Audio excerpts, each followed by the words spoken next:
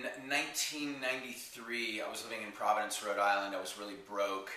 The grocery store near my house had basically the discarded videos from real video stores that were you could rent for $1. And going through them, I saw They Live, John Carpenter. I liked some of his other movies. I decided to spend that $1, and it was a good decision.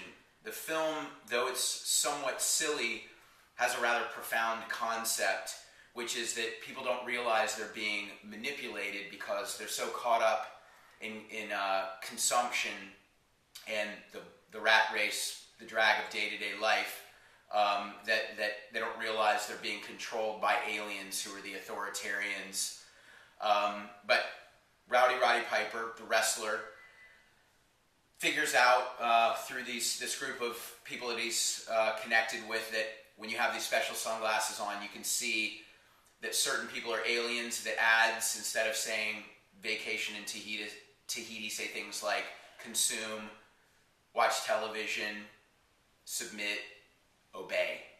I'm a big fan of the artist Barbara Kruger, who always used Futura-type reversed in white out of a red box over found photography, creating new meaning. And I noticed in They Live that all the ads were in the same Futura type that Barbara Kruger used.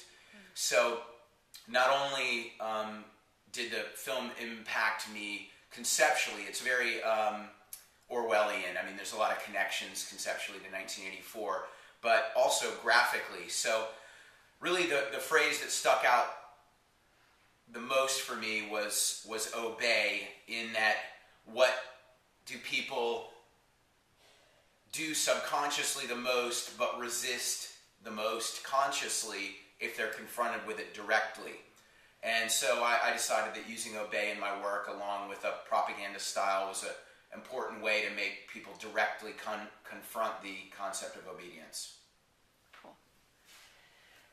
Have you met any aliens? I think only aliens from maybe El Salvador, Mexico, Guatemala. But I have met some people that I think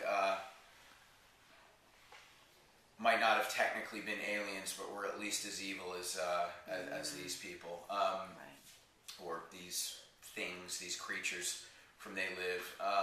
I've never met Rowdy Roddy Piper, who was the protagonist, and there was another coincidental connection to the Andre the Giant campaign. Was Andre the Giant professional wrestler? The campaign really didn't have much to do with that, but it's sort of a little bit silly, lowbrow culture, but I'm trying to raise important issues with it.